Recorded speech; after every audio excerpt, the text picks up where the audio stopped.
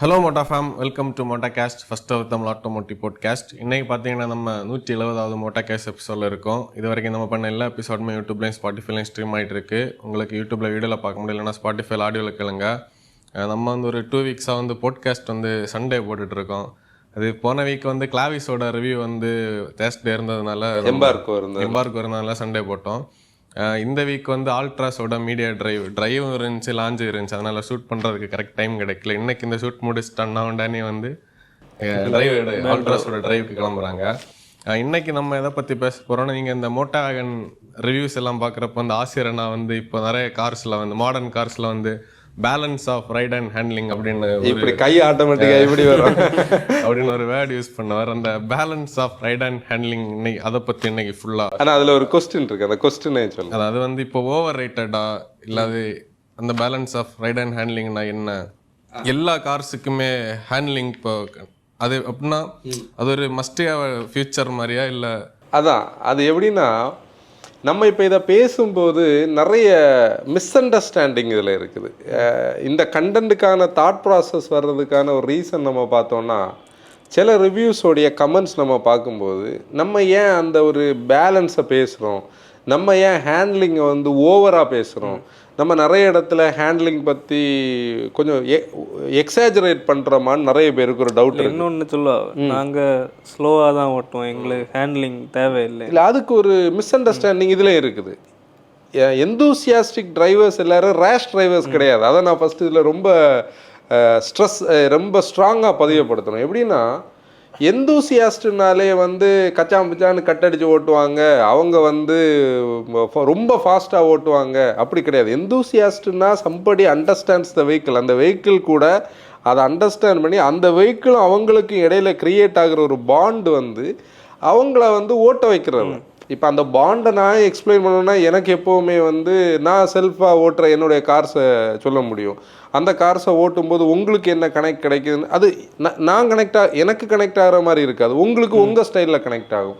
இது பார்க்குற ஒவ்வொருத்தங்களுக்கும் ஒவ்வொரு ஸ்டைலில் இருக்கும். ஆனால் இது பீப்புள் அண்டர்ஸ்டாண்ட் பண்ணும்போது என்ன நினைக்கிறாங்கன்னா, நம்ம ஊரில் நம்ம புள்ளிங்கோன்னு சொல்கிறது மாதிரி இந்த புள்ளிங்கோஸ் தான் இந்த எந்தூசியாஸ்ட். அப்படி கிடையாது.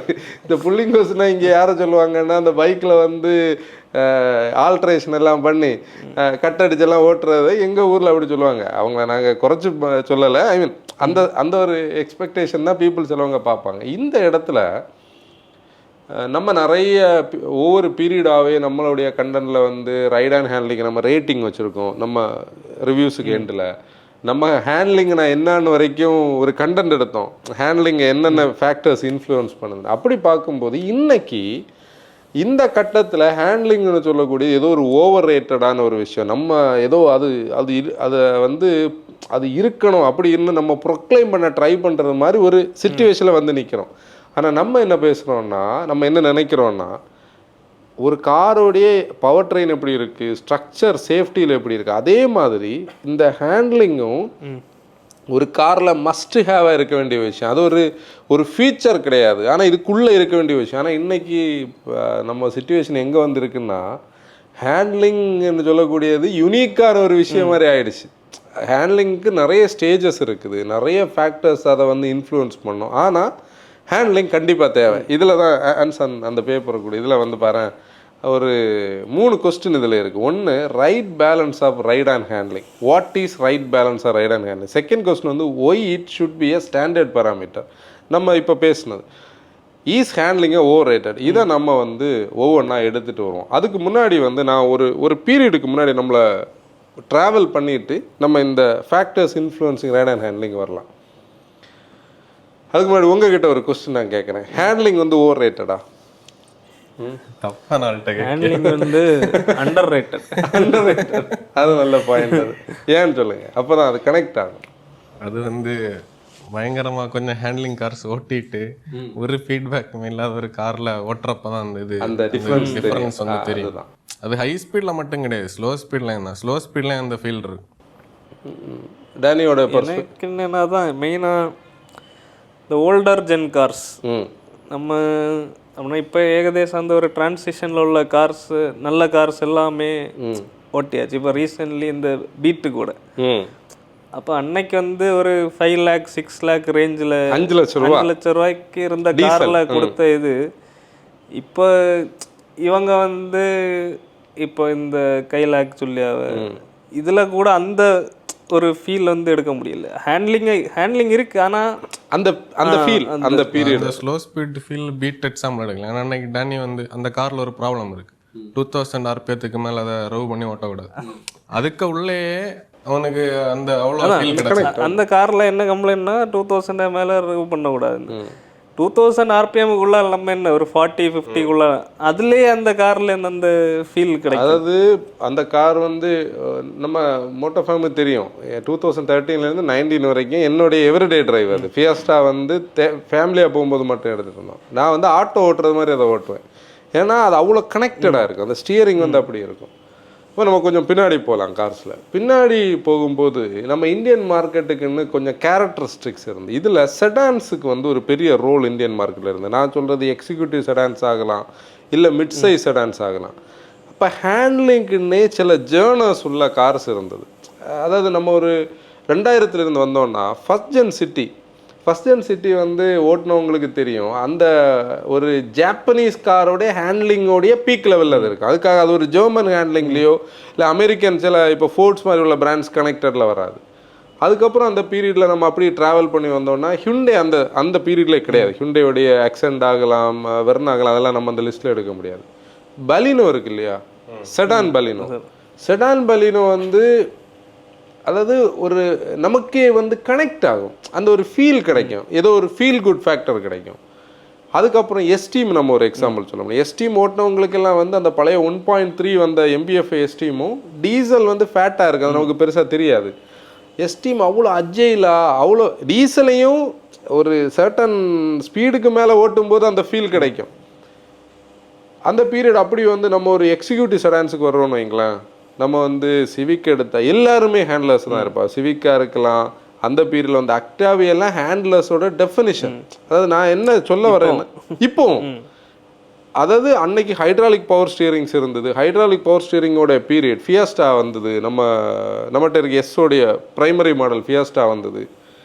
SX4 வந்து நம்ம ரீசெண்டாக கோயம்புத்தூரில் ஓட்டின ரீசெண்டாக கொஞ்ச நாள் முன்னாடி, அதுவே அந்த சீசனில் நல்லா தான் இருக்கும்.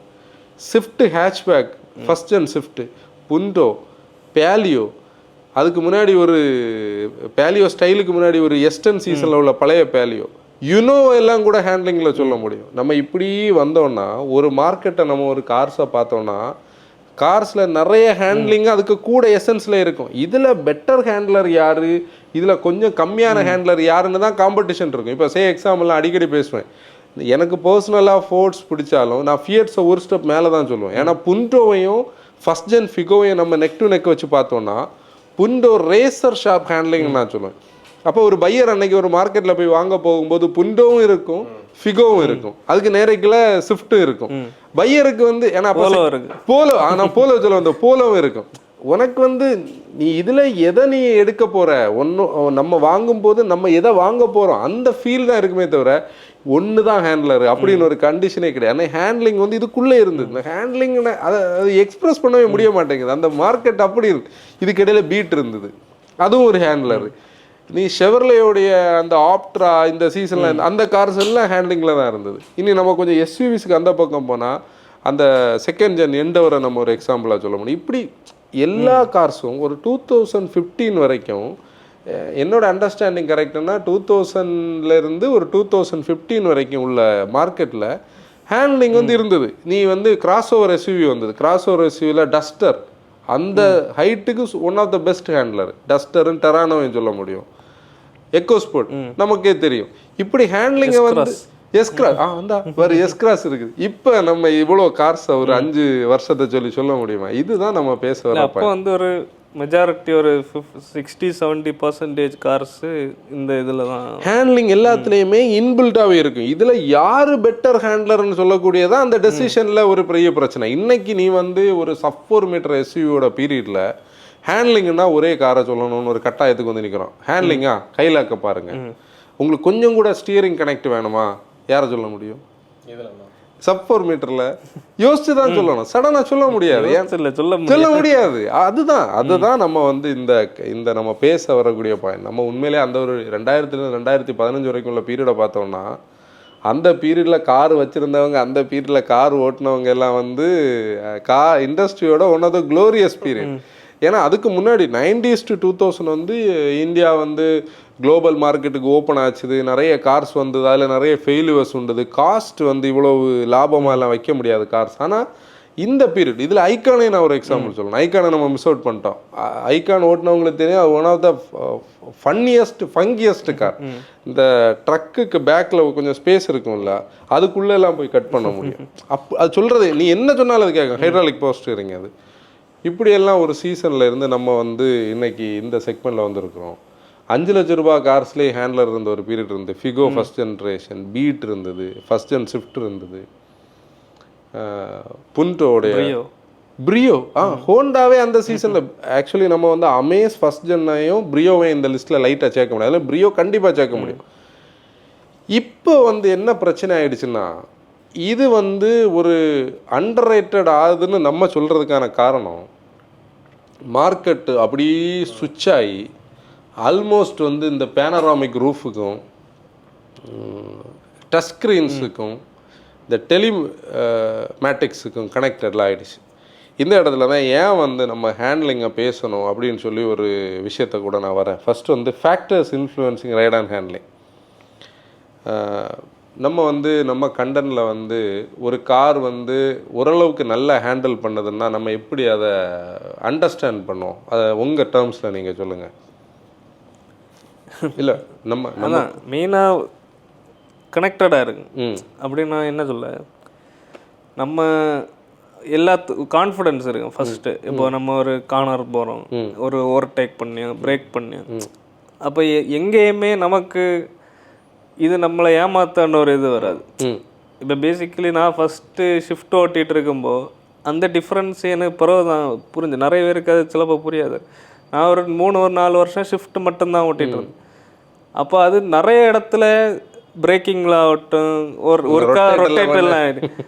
அப்போ அது மட்டும் ஓட்டும்போது எனக்கு மைண்ட் செட் எப்படி இருக்குன்னா, சரி எல்லா கார்ஸும் இப்படி தான் இருக்குன்னு உள்ள ஒரு தாட் இருக்கு. அடுத்து ஃப்ரீ ஸ்டைல் வாங்கி இதே மாதிரி ட்ரைவ் பண்ணும்போது அது எங்கேயும் ஒரு இடத்துல கூட எனக்கு இந்த மாதிரி அப்படின்னா போய் கிராஷ் ஆயிரும், போய் ஸ்பீடாக போகிறது ஒரு சிச்சுவேஷன் கூட அப்படி வந்து மெயினாக ஹைவேஸில் இப்போ ஒரு 120 தான் போயிட்டு இருப்போம், பிரேக்கு சடனாக பிரேக் பண்ணால் நிற்காது. அப்போது அதுதான் அந்த ஸ்விஃப்ட் நிற்காது. ஆனால் ஃப்ரீ ஸ்டைல் வந்து எனக்கு ஃப்ரீ ஸ்டைலில் எனக்கு இது வரைக்கும் ஒர்க்கா கூட இந்த காரை நமக்கு கையை விட்டு போகுது வந்ததே கிடையாது. ஹான்சன் இல்லை அதான் இப்போ அவன் சொன்னான்ல. இப்போது இல்லை எனக்கு என்ன பாயிண்ட்னா, இப்போ நிறைய பேர் இப்போது ஷிஃப்டாக இருக்கட்டும், ஒரு 3rd gen ஷிஃப்ட் எடுத்துகிட்டு ஹைவேல ஓட்டுவாங்க. ஓட்டிட்டு அது அவங்களுக்கு பழகி அதை அடாப்ட் ஆகிருப்பாங்க அந்த காருக்கு. அப்போ அவங்க அதை ஓட்டிட்டு அவங்க அதுதான் ஹேண்ட்லிங் நினைப்பாங்க. அது எப்படின்னா, இப்போ நம்ம ஒரு ஃப்ரீ ஸ்டைல் ஓட்டுறப்போ ஃப்ரீ ஸ்டைலில் ஈக்கோ ஸ்போர்ட் நம்ம ஹைவேல நிறைய ட்ரை பண்ணல. இப்போ ஈக்கோ ஸ்போர்ட் ஒரு ஆள் ஃபஸ்ட்டு ஓட்டுறாருன்னா, இப்போ ஹைவேல ரெண்டு லேன்லேயும் வண்டி போயிட்டே இருக்குது. அவருக்கு வந்து அந்த ரோடோட கேப்ஸை மட்டும் பார்த்தா போதும். எவ்வளோ ஸ்டியரிங் கொடுக்கணும், நம்ம எப்போ பிரேக் அடிக்கணும், அந்த இது ஃபஸ்ட்டு ஓட்ட ஸ்டார்ட் பண்ணப்போ வரும். கொஞ்சம் தூரம் ஓட்டிட்டது வராது. ஆனால் இப்போ ஒரு ஆள் ஷிஃப்ட் ஓட்டுறாருன்னா எல்லாமே பார்க்கணும். இப்போ தான் ஸ்டியரிங் எவ்வளோ கொடுக்கணும்னு பார்க்கணும், பிரேக் அடித்தா நிற்காது, நோஸ் டைவ் ஆகும், அது எல்லாமே நம்ம மைண்டுக்குள்ளே ஓடிட்டுருக்கு. அப்படியே அடாப்ட் ஆகி தான் அவங்க அந்த வண்டிக்கு தான் வாங்களே தவிர, அப்போ அவங்க நினைப்பாங்க இது நம்ம சொல்லியது மாதிரிலாம் கேட்குது. ஆனால் அது கிடையாது. இப்போ நம்ம இன்னொரு இந்த இது இருக்க வண்டி ஓட்டினா தான் நமக்கு இதுதான் ஹேண்ட்லிங் அப்படின்னு தெரியும். நான் எதிர்பார்த்த ஆன்சர் கிடச்சிது. எப்படின்னா, நான் இதை தான் இதில் கன்வே பண்ண ட்ரை பண்ணேன். ஒரு ஆள் ஒரு காருக்கு அடாப்ட் ஆகி ஓட்டுறது ஹேண்ட்லிங் கிடையாது. இப்போது ஆன்சன் ஒரு கேப் சொன்னான் பார்த்தியா, நம்ம ஹைவேஸில் போகும்போது, நம்ம ஹைவேஸில் நம்ம ஃப்ரெண்டில் கொஞ்சம் வெஹிக்கிள்ஸ் போயிட்டுருக்கோம். சில பீப்புள் வந்து கார்னர் பண்ண லேனுக்குள்ளே வரும்போது பின்னாடி போகிறவங்க பிரேக் அடித்து ஆப்போசிட்லேயே ஃப்ரெண்டில் போகிற ஆளுக்கு கிட்ட கொண்டு கட் பண்ணி அந்த ரோடே ஒரு குழப்புவாங்க. இதுதான் அந்த அண்டர்ஸ்டாண்டிங்களோட டிஃப்ரென்ஸ். ஆனால் நம்ம ஒரு ஹேண்ட்லிங் கார் ஓட்டுறவங்க, அந்த கார் அவங்க கூட கனெக்டடாக இருக்குதுன்னா, ஃப்ரெண்டில் போகிற வெஹிக்கிளோடைய டிஸ்டன்ஸை கரெக்டாக பார்த்துக்கிட்டு, பின்னாடி வரக்கூடியதை மிரரை பார்த்துக்கிட்டு, அவரையும் டிஸ்டர்ப் பண்ணாமல் இவரையும் டிஸ்டர்ப் பண்ணாமல் ஏறி போயிட்டு அங்கே ஒரு கேப் இருந்தால் ஏறி போய் அவங்க போயிட்டே இருப்பாங்க. ஒரு ஹேண்ட்லிங் கார் நம்ம ஸ்ட்ரெஸ் இல்லாமல் ஓட்டே இருக்கும், ஒரு ஹேண்டில் ஆகாத கார் ஸ்ட்ரெஸ் இல்லாமல். அது எப்படின்னா இப்போது ஸ்விஃப்ட்டை வந்து 80ல் மேபி அவங்க ஸ்ட்ரெஸ் இல்லாமல் ஓட்டணும், 80ல் போகிறப்போ ஒன்றுமே தெரியாது, சும்மா நார்மலாக ஓட்டி. ஆனால் நம்ம ஒரு ஹேண்ட்லிங் கார் ஓட்டுறப்போ ஒரு 120 130 சும்மா அப்படி நார்மலாக ஓட்டிகிட்டு இருக்கோம், நமக்கு தெரியாது ஸ்பீடு வந்து. அதான் வித்தியாசம். இதை நிறைய ஃபேக்டர்ஸ் வந்து இன்ஃப்ளூயன்ஸ் பண்ணுது. நான் என்ன அண்டர்ஸ்டாண்ட் பண்ணுறேன்னா, இன்னைக்கு உள்ள கார்ஸோட என்ஜினியரிங்கில் நம்ம இந்த பேச போகிற இந்த ஃபேக்டர்ஸ் எல்லாம் வந்து அந்த டாப் நாச்சுக்கு வராமல் போகுதோ, அதனால தான் இதை நம்ம மிஸ் பண்ணுறோமோன்னு நான் நினைக்கிறேன். அதில் ஃபஸ்ட்டு பார்த்தோம்னா சஸ்பென்ஷன் சிஸ்டம். இப்போ நமக்கு வந்து மெயின் ஒரு சஸ்பென்ஷனில் தான் இப்போ நம்ம இப்படி சொல்கிறோம் மாதிரி ஒரு ரைட் பேலன்ஸ் வந்து காருன்னா அதுக்கு தமிழில் இருக்கிற பேரை வந்து மகிழ்வுந்து. ஒரு இடத்துல இருந்து இன்னொரு இடத்துக்கு நம்மளை கம்ஃபர்டபுளாக கொண்டு போகணும். அப்போ அதில் கம்ஃபர்ட்னு சொல்லக்கூடிய ஒரு பாயிண்ட் இருக்குது. இந்த கம்ஃபர்ட்டையும் மிஸ் பண்ணக்கூடாது, அந்த ஹேண்ட்லிங்கை மிஸ் பண்ணக்கூடாது. அதுதான் ரைட் பேலன்ஸாக ரைட் அண்ட் ஹேண்ட்லிங். அதுக்கு முழுக்க இங்கே இருக்கிற ஒரு மெயின் பார்ட் சஸ்பென்ஷன் சிஸ்டம். நமக்கு சஸ்பென்ஷனில் ஒரு விதி இருக்குது. என்ன விதி இருக்குன்னா, ஒரு கார் வந்து ஸ்டிஃபான சஸ்பென்ஷன் இருந்தால் அந்த கார் வந்து ஹேண்ட்லர்னு நம்ம டைரெக்டாக நினைக்கிறோம். ஒரு கார் வந்து சாஃப்டான சஸ்பென்ஷன் இருந்தால் அது வந்து ஹேண்ட்லர் கிடையாதுன்னு நினைக்கிறோம். ஆனால் உண்மையிலே என்ஜினியரிங்கை இதை ரெண்டையும் இன்ஃபியூஸ் பண்ணுறதுலாம் கதை இருக்குன்னா, ஒரே ஒரு காரை மட்டும் சொல்கிறேன், இல்லைன்னா நம்ம டைம் இன்னைக்கு இது எங்கே போய் நிற்கும்னு தெரியாது. சிட்ரனோட சீஃப் ஏர் கிளாஸை மட்டும் நான் சொல்லேன். நான் இது வரைக்கும் லைஃப்பில் ட்ராவல் பண்ணதிலே கம்ஃபர்டபுள் கார்னா நான் சீஃப் ஏர் கிளாஸ் தான் சொல்லுவேன். அது அந்த பிராண்டுக்கான எந்த இதுவுமே கிடையாது. ஆனால் கேட்டாலும் நாங்கள் எங்களை இது வரைக்கும் அவங்க மீடியா டிரைவருக்கே கூடலை, அதனால அவங்கள நாங்கள் ஹைலைட் பண்ணி சொல்லி எங்களுக்கும் பிரயோஜனம் கிடையாது. அந்த காரை ஃபஸ்ட்டு நம்ம ஒரு பேக் சீட்டில் உட்காந்துருந்து நம்ம ட்ராவல் பண்ணோம்னா நம்மளுடைய மைண்ட் செட்டில், நம்ம கான்ஷியஸ் மைண்டில் அது எப்படி இருக்கும். இல்லை நான் வந்து இது ஒரு flying carpet ride, progressive hydraulic குஷன்னு சொல்லி முதல்ல சிரிஷ் சந்திரனுடைய ஒரு போஸ்ட், மிஸ்டர் சிரிஷ் சந்திரனோட போஸ்ட்டை நான் பார்க்குறேன். இதில் இன்ஸ்டாலே சம்திங் இது வந்த புதுசில் அந்த போஸ்ட்டை பார்க்கும்போது என்னுடைய மென்டாலிட்டியில், ஏன்னா நான் சிட்ரன் கார்ஸில் அது வரைக்கும் ட்ராவல் பண்ணது கிடையாது, என்னுடைய மென்டாலிட்டியில் எப்படி நான் ஒரு காரை எப்போவுமே அப்ரோச் பண்ணும்போது எனக்கு அந்த ஒரு மைண்டில் வரும், இது ஓட்டுறதுக்கு எப்படி இருக்கும். ஓட்டும்போது நான் கொஞ்சம் பவுன்ஸியாக இருக்கும், பிட் ஆஃப் பிச் அண்ட் பவுன்ஸோட, அது ஒரு குழுன்னு அப்படி போகும் அப்படின்னு நினச்சிட்டு இருந்தேன். ஆனால் நம்ம வந்து டிரைவ் பண்ணும்போது இந்த நம்ம எதிர்பார்க்காத சில இடத்துல போய் நம்ம வந்து ஃப்ளாஷை இப்படி இருந்ததுன்னு சொல்லுவோம் தெரியுமா. எனக்கு அந்த நம்ம ஹை ஸ்பீடுக்கு அந்த மீமாகிறதுல ஞாபகம் வருது, ஐஷோ ஸ்பீடோடது. அந்த மாதிரி நம்மளை வந்து இது எப்படி சாத்தியம்னு நமக்கு ஒரு ஃபீல் இருக்கும். நீ அதை கார்னரில் கொண்டு த்ரோ பண்ணு, இத்தனைக்கும் 200 mm கிரவுண்ட் கிளியரன்ஸில் இருக்குது. அதுக்காக அது பர்ஃபெக்ட் ஹேண்ட்லர் கிடையாது, ஆனால் அந்த பேலன்ஸ் அவங்க ஸ்ட்ரைக் பண்ணியிருப்பாங்க. இதே மாதிரி நம்ம ஒரு ஸ்டெப் பேக்கில் வந்தோம்னா, ஒரு ஹேட்சில் இப்போ யாரும் நம்ம போலோவை சொல்ல முடியும். போலோவுடைய செகண்ட் ரோ கன்ஜஸ்டட், ஆனால் போலோவோட செகண்ட் ரோ ஸ்டிஃப், உட்கார முடியலன்னு ஒரு மனுஷர் சொல்ல மாட்டாங்க. ஆனால் நீ போலோவை கொண்டு த்ரோ பண்ணி எங்கே வேணாலும் கொண்டு த்ரோ பண்ணுங்க, புண்டோ ஃபிகோயும் சொல்லணும், ஃபர்ஸ்ட் அண்ட் ஃபிகோயும் சொல்ல முடியும். இப்போ உள்ள ஃபிகர் ஓகே தான், பட் ஸ்டில் நம்ம ஃபஸ்ட்டுக்கே வரும். அப்போ இதுலேயும் வந்து என்ன பண்ணுவாங்க, ரைட் பேலன்ஸை எடுக்க முடியும்னு உள்ளதான் என்ஜினியரிங்கில் இருக்குது. அப்போ அதில் சஸ்பென்ஷன் வந்து ஒரு மேஜர் பார்ட். இப்போ நம்ம ஒரு 700 இதில் ஒரு எக்ஸாம்பிளாக இப்போ பேசணும். கரண்ட் சினாரியோவில் 700 வந்து இந்த ஹேண்ட்லிங்கும் அது தருது, ப்ளஸ் பேசஞ்சர் கம்ஃபர்ட் தருதுன்னா அவங்க அந்த சஸ்பென்ஷனில் இன்வெஸ்ட் பண்ண என்ஜினியரிங் தான். பணம் மட்டும் ஒரு காருக்கு அவுட்புட்டை கொடுக்காது. அதோடைய ரியரில் இருக்கிற இண்டிபெண்டன்ட் சஸ்பென்ஷனும் ஃப்ரண்டில் அவங்க ஒர்க் பண்ணியிருக்கிற சஸ்பென்ஷன் சிஸ்டம் தான் 700க்கு இன்றைக்கி சப்போர்ட் கொடுக்குது. அப்புறம் வந்து செகண்ட் பாயிண்ட் வந்து ஏரோடைனமிக்ஸ். அதை நம்ம நல்லாவே ஃபீல் பண்ணுவோம். ஒரு கார் ஏரோடைனமிக்கலாக இருந்ததுன்னா ட்ராக் கோஎஃபிஷியன்ட் குறையும், அந்த காரால் ஈஸியாக வந்து ஃப்ரிக்ஷனை கம்மி பண்ணி போக முடியும். அதுக்கு ஒரு எக்ஸாம்பிள் வந்து சொல்ல போனால் நம்ம ப்ரௌன் ஃபியஸ்டாவை சொல்ல முடியும். இப்போ ரீசெண்டாக ரொம்ப நாளையே அதாவது ஒரு 1.5 வருஷம் வந்து அதை நாங்கள் ஹைவேஸில் ஓட்டாமல் இருந்தோம். ஏர் கண்டிஷனிங் சிஸ்டம் வந்து ஃபுல்லாக அவுட்டாக கிடந்தது, லோ பம்பிங்கில் இருந்தது. இப்போ அது ஒரு பெரிய இன்வெஸ்ட்மெண்ட் போட்டு அதை ஃபுல்லாக ரெடி பண்ணி எடுத்துட்டோம். அதை போன வாரம் நாங்கள் திருநெல்வேலி எடுத்துகிட்டு போனோம்.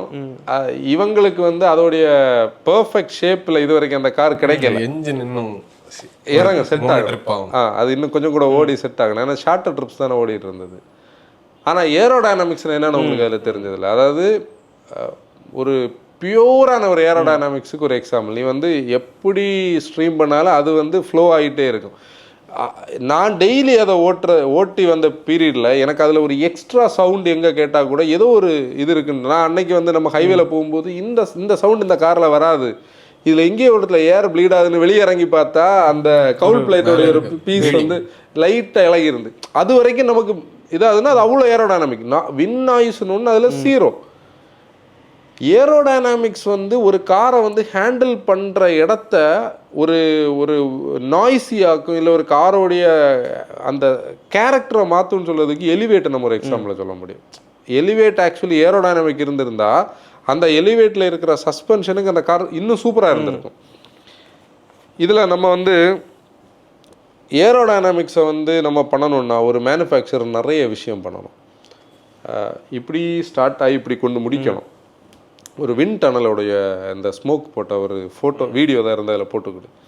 இன்றைக்கி இதுக்கு எல்லாத்துக்கும் காரணமே இந்த sub-4 மீட்டர்னு நான் வந்து ஒரு எப்படி சொல்லலாம், ஒரு குறையாகவே அதை நம்ம சொல்ல முடியும். ஏன்னா எல்லா என்ஜினியர்ஸுக்கும் 3995 மில்லிமீட்டரில் என்ன இருக்கணும், லெங்த் இருக்கணும்.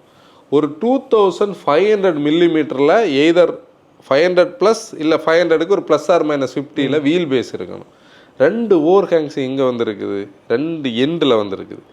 இந்த இடத்துல நம்ம எங்கே போய் ஏரோடைனமிக்கை நம்ம இவ்வளோ பர்ஃபெக்டாக பார்க்க முடியும்? இந்த குளோபல் கார்ஸ் இப்போ ஒன்றும் இல்லை, இப்போ அந்த எக்ஸ்ட்ரெயில் வந்தது. ஆமாம். அடுத்து இந்த டூசான் இந்த மாதிரி கார்ஸ்ல எல்லாம் பார்த்தா ஏரோடைனாமிக்ஸுக்கு நிறைய விஷயங்கள் பண்ணியிருப்பாங்க. இந்த ஃபின்ஸ் ஏரோ ஃபின்ஸ் பண்ணியிருப்பாங்க, ஏர் கர்டன்ஸ் இருக்கும். அது ஒண்ணுமே இந்த கார்ஸ்ல பார்க்க முடியாது. ஆமா, இந்த sub-4 மீட்டர் கார்ஸ். அப்ப அது எப்படி ஏரோடைனாமிக்? அதுதான், அது வந்து இந்த செக்மெண்ட்டை கொண்டு போய் இப்படி லாக் பண்ணி சம்பந்தமே இல்லாத ஹேச்சஸ் எல்லாம் எஸ்யூவி ஆக்கி, பெரிய எஸ்யூவிஸ் எல்லாம் தட்டி சின்னதாக்கி, செடான்ஸோட பிளாட்ஃபார்ம்ஸை தூக்கி போய் கிராஸ் ஓவர் ஆக்குனதோட அவுட்புட் தான் நம்ம இப்போ பேசிட்டு இருக்கிறது. இங்கே நம்ம 1.5 லட்சம் ரூபாய் நம்ம ஒரு பேனராமிக் கொடுக்குறோன்னா அந்த 1.5 லட்சம் ரூபாய் நிறைய பேருக்கு தேவையில்லை. அந்த பேனராமிக்கு பதிலாக நம்ம கொஞ்சம் கூட ஸ்ட்ரக்சர்லி கன்வின்சிங்கான கார்ஸ் நம்ம பண்ணலாம். இப்போது நம்ம ரீசெண்டாக போகிற ரிவ்யூஸை பற்றி நம்ம ஒரு ஃபீட்பேக் சொன்னோம். ஒரு ரிவ்யூ கூட இல்லை ஒரு ஃபீல் கூட அந்த ஒரு டிரைவருக்கான ஜாயை வந்து பெருசாக கொடுக்கல. நம்ம வந்து போன பாட்காஸ்ட்டில் நம்ம பேசினோம். ஒருத்தர் வந்து ரொம்ப ஹைப்பத்தட்டிக்கலாக அவர் பேசுகிறேன்னு நினச்சி எனக்கு ஒரு மெசேஜ் அனுப்பியிருந்தார். நீங்கள் பண்ண ரிவ்யூக்கு நீங்கள் பாட்காஸ்ட்டில் பேசுனதுக்கு என்ன சம்மந்தம் இருக்குது? நம்ம என்ன சொன்னோம், ரிவ்யூவில் அதை அப்படியே ரிவ்யூ பண்ணோம். நம்ம பாட்காஸ்ட்டில் என்ன டீட்டெயில்டாக சொன்னோம். அதாவது கார்ஸ் எல்லாம் ரிவர்ஸ் கியர் போட்டு போயிட்டு இருக்குது.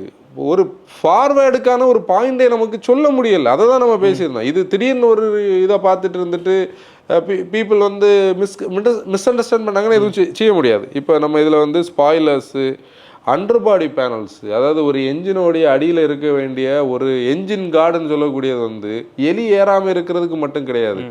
காற்று வந்து தேவையில்லாமல் போய் பானட்டில் ஒரு லிஃப்ட் கொடுத்தாலே ஏரோடைனாமிக்ஸை கெடுக்கும். அன்னைக்குள்ள கார்ஸில் அதெல்லாம் சீல்டாக இருக்குது.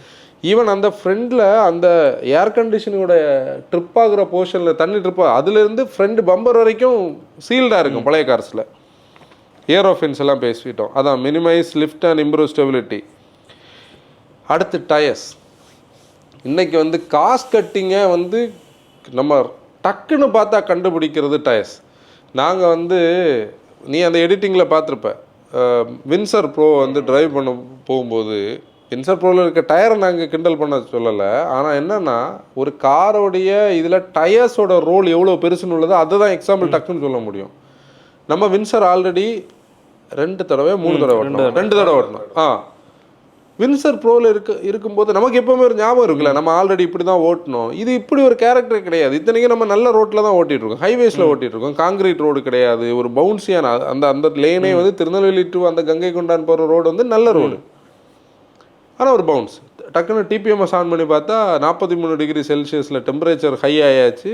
38, 39, 42 இருக்குது. அதை இறக்குனதுக்கப்புறம் ஒரு 4 PSI இறக்குனதுக்கப்புறம் தான் அது ஓரளவுக்கு செட்டில் ஆச்சு. ஆனால் அதுவும் பர்ஃபெக்டாக செட்டில் ஆகலை. ஏன்னா நாங்கள் வந்து ஹாட்டான டயர் ஏரை தான் செக் பண்ணோம். இது கோல்டு கண்டிஷனில் நம்ம பார்க்கும்போது கண்டிப்பாக ஏர் பார்க்கும்போது நம்ம கோல்டு ப்ரெஷர் பார்த்தா தான் அது கரெக்டாக இருக்கும். ஒரு 34 இல்லை ஒரு 35 வச்சுருந்தோன்னா அது கரெக்டாக இருக்கும். அப்போ இன்றைக்கி டயர்ஸ் வந்து காஸ்ட் ஒரு ஃபேக்டர். ஒரு காலகட்டத்தில் நம்ம பார்த்தோம்னா, நான் பிராண்ட்ஸ் இங்கே சொல்ல வரல, ரெப்யூட்டட் பிராண்ட்ஸோடைய டாப் அண்ட் டயர்ஸ் தான் ஓயிலே வரும். இன்றைக்கி ரெப்யூட்டட் பிராண்ட்ஸோட டாப் அண்ட் டயர்ஸ் ஒரு ஓயில் வந்து நான் சொல்கிறது 30 லட்ச ரூபாய்க்குள்ளே காட்ட முடியுமா? வாய்ப்பே கிடையாது. ரெப்யூட்டட் பிராண்ட்ஸே இருக்காது. ஆனால் செகண்ட் டே நம்ம அந்த டயரை வாங்கவே மாட்டோம். இதில் வரக்கூடிய டயர்ஸை இப்போ நம்ம ஒரு கிரெட்டா ஓட்டிகிட்டு இருக்கோம்ல, கிரெட்டாக்கு வந்து ஒரு நல்ல டயர் போட்டால் அதில் அவ்வளோ டிஃப்ரென்ஸ் இருக்குது. ஆனால் அதில் கிடைக்கிற டயர் வந்து இரும்பு துண்டு மாதிரி இருக்குது. ஓகே, அப்புறம் சேசிஸ் டிசைன் அண்ட் டைப். இந்த சேசிஸ் டிசைன் அண்ட் டைப்னு நம்ம சொல்லக்கூடிய ஒரு விஷயம் அல்டிமேட்லி அந்த என்ஜினியரிங் டிபார்ட்மெண்ட் வந்து இன்றைக்கி யாரும் பெருசாக கண்டுக்கிடாமல் கொண்டு போய் வந்தாச்சு. அதாவது ஒன்றும் பண்ண முடியாத மாதிரி ஒரு சிச்சுவேஷன். அது என்ஜினியராக தப்பு சொல்ல முடியாது, மார்க்கெட்டையும் தப்பு சொல்ல முடியாது, எல்லாமா சேர்ந்து சம்வாட் என்ன ஒரு சேலட் அவியல் பருவத்தில் கிடக்குது. அதுக்கு முழுக்க காரணமே இந்த சப்-4 மீட்டர் தான். முன்னாடினா ஒரு காரை வந்து உருவாக்கும் போதே, ஒரு ப்ராடக்ட்டுக்கு பிளானிங் பண்ணும்போதே ஒரு சேசிஸை டிசைன் பண்ணுறாங்கன்னா சிலவங்க வந்து ஒரு காம்பேட்டிபிளான சேசிஸ் பண்ணுவாங்க. இப்போ நம்ம வந்து காமன் மாடியூல் பிளாட்ஃபார்ம்னு எல்லாம் சொல்லுவோம் இல்லை, அது மாதிரி அதுக்கு என்ன ஒரு ஹேட்ச்பேக் பண்ண முடியும், ஒரு செடான் பண்ண முடியும், அதுக்குள்ளே சர்க்கிள் ஆகும். ஆனால் இன்னைக்கு ஹேட்ச்பேக்கோட சேசிஸ் எடுத்து நம்ம என்ன பண்ணுறோம், எஸ்யூவி பண்ணுறோம். K1 அடாப்டட் டு ஒரு மினி எஸ்யூவி ஆகுது. K2 வந்து உருவாக்கப்பட்டது வந்து இப்போ நீ K2உடைய பேசிக்ஸை நம்ம பார்த்தோன்னா K2 எங்கேருந்து வருதுன்னா ஆக்சென்ட் வெர்னாவுடைய சேசிஸோட கனெக்டிவிட்டின்னு சொல்ல முடியும். i20ல் இருக்குது. அது இன்றைக்கி எங்கே வரைக்கும் வந்திருக்கு, ஆல்கசார் வரைக்கும், நம்ம சோகால்டு இந்த கிளாவிஸ் வரைக்கும் வந்திருக்கு. அப்போ ஒரு காருக்காக உருவாக்குன சேசிஸ் கிடையாது, இந்த சேசிஸ் எல்லாம் எடுத்து அடாப்ட் பண்ணது. ஹோண்டா இன்னைக்கு இந்தியன் மார்க்கெட்டில் வந்து இந்த லெவலுக்கு இருக்கிறது காரணமே நான் கண்டிப்பாக சொல்லுவேன், ஹோண்டா வந்து மிட் டைமில் பண்ண ஒரு பெரிய மிஸ்டேக். இந்த அமேஸோட சேசிஸை, அது அமேஸே பிரியோ, அதை பிரியோ ஹேட்ச்பேக் அதை இந்தியனுக்காக உருவாக்கி அதை என்ன பண்ணாங்க, அமேஸ் ஆக்குனாங்க. ஓகே, அது வரைக்கும் அது பிரச்சனை இல்லை, 4 மீட்டர். அதை எடுத்துகிட்டு வந்து மொபிலியோ ஆக்கி அதை பிஆர்வி ஆக்கி, அப்போ ஒரு ஒரிஜினல் ஹோண்டாவுடைய ஃபேனுக்கு வந்து இல்லை ஹோண்டாவை அண்டர்ஸ்டாண்ட் பண்ணவங்களுக்கு அங்கே வந்து என்ன கிடைக்கல. நிசானுக்கான இந்த நிலைமைக்கு காரணம் என்ன தெரியுமா, நிசானுனாலே நமக்கு எப்போவுமே தெரியும் நிசானுடைய குவாலிட்டி மைக்ராவில் இருக்குது. இப்போவும் மைக்ரா ஓட்டினா அந்த ஃபீல் தெரியும். அதை சரி மைக்ரா வந்து நம்ம கொஞ்சம் காஸ்ட்டுக்கு விற்க முடியல, ஸ்விஃப்ட் கூட i20 கூட நிற்க முடியாத உடனே மைக்ராவில் வந்து ஆக்டிவ்னு ஒரு ஸ்ட்ரிப் டவுன் வெர்ஷன் கொண்டு வந்தாங்க. சேசிஸில் எந்த பிரச்சனையும் இல்லை. ஆனால் அதே பிராண்ட் வந்து டட்சன்னு சொல்லி ஒரு சீப்பான பிராண்ட் வந்தோன்னா பீப்புள் எப்படி தெரியுமா நினைச்சாங்க, இந்த மைக்ரா தான் இங்கே இருக்கிற டட்சனுடைய இது. டட்சனுக்கே ஒரு நல்ல ஹிஸ்டரி இருக்கு, இவங்க இங்கே டட்சனை கொண்டு வந்து சீப்பாக்குனாங்க. அதான் அது அப்போ என்னாச்சு, இப்போ டட்சன் வந்து நிசான் மாதிரி இருக்கு. இப்போ மேக்னைட் வந்து ஒரு டட்சன் ப்ராடக்ட் மாதிரி அப்படி ஆச்சு. அதுக்கு ரீசன் என்னன்னா பீப்புளோட மென்டாலிட்டியில இது அந்த ஒரிஜினல் நிசான் போயிடுச்சு. இப்படி அதில் தான் இந்த பிளாட்ஃபார்முக்கு ஒரு பெரிய ரோல் இருக்குது. முன்னாடி காலங்கள்ல எல்லாம் ஒரு கார் வந்து நம்ம ரீசெண்டாக ஒரு ப்ராடக்டை வந்து மென் பண்ணிட்டு இருக்கோம், அதை ஒரு வெல்டர்கிட்ட நம்ம பேசிகிட்டு இருந்தோம்ல, அந்த டிங்கர்கிட்ட. அவருக்கு ஒரு 50 வயசு இருக்கும் இல்லை, அவர் ஒரு ஃபீட்பேக் கொடுத்தாரு. அதாவது நான் இவ்வளோ நாள் ஒர்க் பண்ணதில் இவ்வளோ ஹெவியான மெட்டல் உள்ள ஒரு கார் நான் பார்க்கல, நாங்கள் கிரைண்டர் மிஷின் போட்டு கிரைண்ட் பண்ணால் இன்றைக்கி அது ஸ்டெயின்லெஸ் ஸ்டீலோட அந்த ஒரிஜினல் ஸ்ட்ரக்சரில் இருக்குது. இன்றைக்கி இப்படி ஒரு கார் இருக்கா, இன்னைக்கு கார்ஸ் வந்து அந்த கான்செப்ட்லேயே கிடையாது, நம்ம அதை லிஸ்ட்லேயே சொல்ல முடியாது. அப்புறம் வெயிட் டிஸ்ட்ரிபியூஷன் வந்து அது முன்னாடி இந்த நம்ம இப்போ சேசிஸ் பற்றி பேசணும், எனக்கு இந்த பாட்காஸ்ட்லாம் பேசணும்னு எனக்கு இப்போ தான் ஞாபகம் வந்து நம்ம இந்த chassis suspension ride balance of ride and handling பற்றி பேசுகிறப்போ முன்னாடி வந்து இப்போ ஒரு டிரான்சிஷன் இருக்குல்ல செடான் டு எஸ்யூவி. இப்போ முன்னாடி வந்து மேக்ஸிமம் செடான்ஸ் அண்ட் ஹேட்ச்பேக்ஸ் தான் இருந்து கிரவுண்ட் கிளியரன்ஸ் எல்லாம் கம்மியாக இருக்கும். இப்போ முன்னாடி இருந்த பிளாட்ஃபார்ம்ஸ் வந்து நல்ல வெயிட்டான பிளாட்ஃபார்ம்ஸாக தான் இருந்துச்சு. இப்போ முன்னாடி வந்து ஒரு கார்னர் ஒரு லேன் சேஞ்சோ யாராச்சும் பண்ணுறப்போ வந்து அந்த அந்த காரோட சைஸுக்கு அந்த கார் இருக்கிற கிராவிட்டிக்கு வந்து அவ்வளவு ஸ்டிஃபான சஸ்பென்ஷன் கொடுக்க தேவையில்லை, அதுக்கு மேலே ரோல் ஆகாது, ஏன்னா அந்த கீழே இருக்கனால. இப்போ வந்து நம்ம இந்தியா வந்து எஸ்யூவி டிரான்சிஷன் ஆனதுனால கிரவுண்ட் கிளியரன்ஸ் எல்லாம் இம்ப்ரூவ் ஆகுதுனால ஆட்டோமேட்டிக்காக வந்து அந்த ரோல் ஆகாமல் இருக்கிறதுக்கு வேண்டிய வந்து இவங்க வந்து ஸ்டிஃபான சஸ்பென்ஷனுக்கு தள்ளப்பட்டணும். இவங்க ஹேண்ட்லிங்குக்கு வேண்டிய ஸ்டிஃப் சஸ்பென்ஷன் அதுலேயே வந்து கம்ஃபர்ட் வந்து போகுது. இப்போ வந்து கம்ஃபர்ட்டுக்காக ஒரு பிராண்ட் வந்து கொஞ்சம் சாஃப்டான சஸ்பென்ஷன் வச்சா அந்த எஸ்யூவியோட ஹைட்டுக்கு வந்து அதில் ஹேண்ட்லிங் கொண்டு வர முடியாது. அது பற்றியான இல்லை, அதுதான் நான் என்ன மீன் பண்ணுறேன்னா, இதோட நம்ம இப்போ பேசுறதோட கன்க்ளூஷனையே ஆன்சர் சொன்ன இந்த பாயிண்ட் தான். இது பண்ண முடியாத ஒரு விஷயம் கிடையாது. நம்ம வந்து சிட்ரன் வந்து இவ்வளோ சாஃப்டாக வச்சு பசால்ட்டில் பண்ணதா இப்போ, நான் தான் மீன் பண்ணுறேன். இது பண்ண முடியாது, அதுக்கு தான் என்ஜினியரிங். அப்படின்னா உலகம் என்னைக்கு அழிஞ்சு போயிருக்கணும். என்ஜினியரிங்க்கு ஒரு எண்டுமே கிடையாது, சேச்சுரேட்டட் ஆகவே இல்லையே. இதுக்கு பிரச்சனை ஃபஸ்ட்டு இனிஷியலி இந்தியாவுக்கு வந்த கார்ஸ் எதுவுமே இந்தியாவுக்கு வேண்டி பண்ணப்பட்ட கார்ஸ் கிடையாது, குளோபல் கார்ஸ். அப்படின்னா ஒரு பாயிண்ட்ல குளோபல் கார்ஸ் வந்தது, இல்லைன்னா குளோபல் மார்க்கெட்ஸில் உள்ள கார்ஸ் வந்தது. இந்த சப் 4 மீட்டர் ரூல்ஸ் இப்போ நம்ம பார்த்தா, இப்போ இந்தியன் மார்க்கெட் எடுத்து பார்த்தா இதில் முக்கால்வாசி காரு இந்தியாவுக்கு மட்டும் இருக்கு. இன்னொன்று இந்தியாவிலேருந்து வேற சில சின்ன கண்ட்ரிஸுக்கு எக்ஸ்போர்ட் ஆகுது. அப்போ இதில் அந்த குளோபல் ஸ்டாண்டர்ட்ஸ் தான் இங்கே மிஸ் ஆகுது. அப்போ ஒரு கார் எந்த செக்மெண்ட்ல இருந்தாலும் அங்கேருந்து இங்கே வந்து இந்த ரோட் கண்டிஷனுக்கு மாடிஃபை பண்ணிட்டு இருந்தா. அக்ரீடு.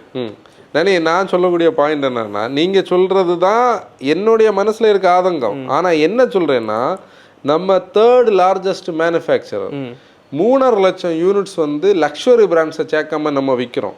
அப்படி இருக்கக்கூடிய ஒரு இதில் ஹேண்ட்லிங்கை நாங்கள் மட்டும்தான் தாரோன்னு ஒரு ஃபீச்சராக விற்கக்கூடாது.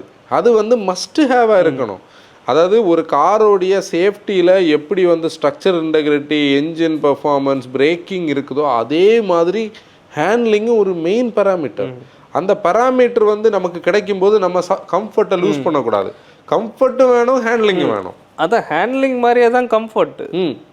இப்போ பழைய கார்ஸ் இருந்தால் அந்த மாதிரி கம்ஃபர்டபுளாக இப்போ உள்ள கார்ஸ் வந்து பண்ணணும். அதுதான் இந்த கண்டென்ட்டோடைய பாயிண்ட். பண்ணி ஆகணும். கரெக்டா Freestyle EcoSport. EcoSport வந்து ஈகோ ஸ்போர்ட்டுக்கான பாடி வெயிட்டுக்கு அந்த என்ஜினை ஹோல்ட் பண்ணதுக்கான பிளாட்ஃபார்ம் அவங்க ரெடி பண்ணது. எக்ஸாக்ட்லி.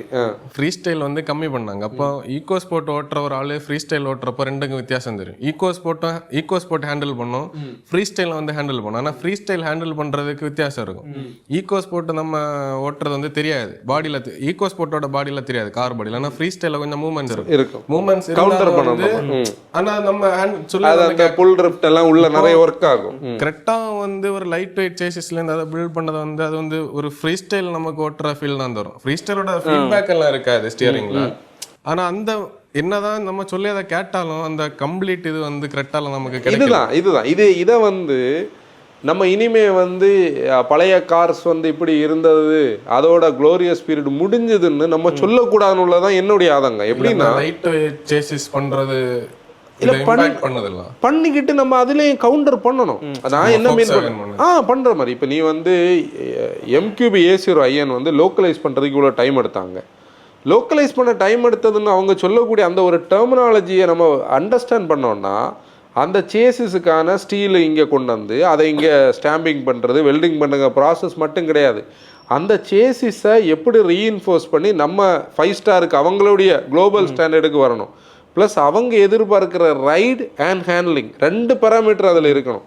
நான் ஒரு எக்ஸாம்பிள் ஒன்று சொல்லணும்னா, பழைய நியூஸ் எடுத்து பார்த்தோன்னா B299 நம்ம குளோபல் ஃபியஸ்டா வந்து ஃபோர்டுக்கு ப்ராஃபிட்டபுளாக இல்லாதனால ஃபோர்டு வந்து ஆக்ஸ் பண்ணுறாங்க. அதை செப்டம்பர் 2015 நிறுத்துகிறாங்க.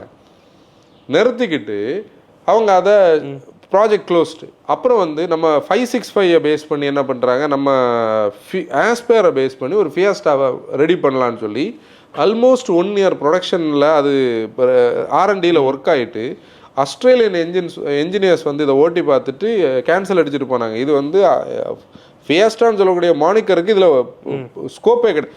ஆஸ்பேர் வந்து இருந்த ஹேண்ட்லிங்கே அந்த பீரியடில் நம்ம ஹேண்ட்லர் நம்ம சொல்லிட்டு இருந்தோம். ஆனால் அவங்களுடைய ஸ்டாண்டர்ட்ஸில் அது வராது. அதனால அவங்க என்ன பண்ணாங்க, அதை தட்டிட்டு போனாங்க. அந்த காலகட்டத்தில் என்ஜினியரிங் அப்படி இருந்தது, குவாலிட்டி வந்து அங்கே இருந்தது. இன்னைக்கு வந்து என்ன தெரியுமா, இன்னைக்கு இது எதுவுமே இந்த பாயிண்ட்ல வர மாட்டேங்க. இன்னைக்கு ஒரு காரை பேக்கேஜ் பண்ணும்போது ஒரு 8 வேரியன்ட் வச்சிருக்கோமா, 3 பவர் ட்ரெயின் வச்சிருக்கோமா, என்னென்ன ஃபீச்சர்ஸ் வாரி கொடுக்க முடியுமா, ப்ரெசன்டேஷன்ஸ் எல்லாம் போய் உட்காந்து பார்த்தாலே ஒரு ரைட் அண்ட் ஹேண்ட்லிங்கை பற்றி ஒரு ப்ரெசன்டேஷன் இன்னைக்கு நம்ம ஒரு லாஞ்சில் பார்க்க முடியாது. எல்லாருமே அந்த டெலிமேட்டிக்ஸை 1 மணி நேரம் பேசுவாங்க.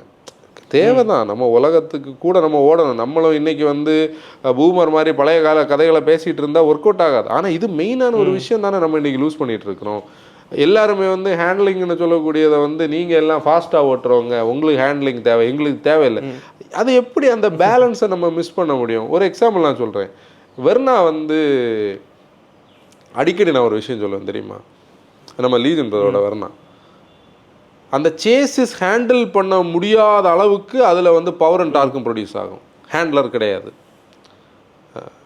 வென்யூ வந்தது இல்லை, வென்யூவில் வந்து 120 PS-உம் 170 Nm GDA வச்சாங்க. அப்போ அவங்களோட மைண்ட் செட் என்ன தெரியுமா, இந்த கார் வந்து ரொம்ப ஃபாஸ்ட்டாக போகும், இந்த கார் கையிலேருந்து போகாமல் இருக்கணும்னா சஸ்பென்ஷனை ஸ்டிஃப் பண்ணணும். வென்யூவோட, அதாவது நான் லான்ச் டைமில் உள்ள வென்யூவை சொல்கிறேன், இப்போ உள்ள வென்யூவில் ஒரு மிக்ஸாக இருக்கும். லான்ச் டைமில் உள்ள வென்யூவோடைய பேக் சீட்டை பற்றி உங்களுக்கு என்ன ஒப்பீனியன் சொல்லுங்கள் பார்ப்போம். டேனிக்கு ஒரு ஸ்டோரி இருக்கும் அதில் வந்து ஜிஃபோர்ஸ். அது என்னென்னா ஃபர்ஸ்ட் அந்த நம்ம ஒரு கம்பேரிசனுக்கு தான் எடுத்துகிட்டு வந்தோம் அந்த கார் முன்னாடி. ஆமாம், ஒரு 4-5 இயர்ஸ் சோனட் 4 இயர்ஸ் முன்னாடி இருக்கும்.